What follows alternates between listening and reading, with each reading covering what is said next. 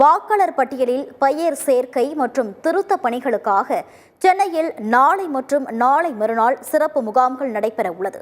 தமிழகத்தில் வாக்காளர் பட்டியலில் எஸ்ஐஆர் எனப்படும் சிறப்பு தீவிர திருத்தம் கடந்த மாதம் 4ஆம் தேதி தொடங்கி கடந்த 14ஆம் தேதி வரை நடந்தது.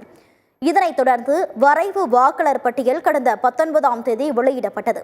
அதைத் தொடர்ந்து வாக்காளர்கள் தங்களின் பெயர்கள் விடுபட்டதாக கோரிக்கை எழுந்த நிலையில் தற்போது வாக்காளர்கள் பெயர் சேர்க்க திருத்தங்கள் மேற்கொள்ள சிறப்பு முகாம் நடைபெறும் என்று அறிவிக்கப்பட்டது.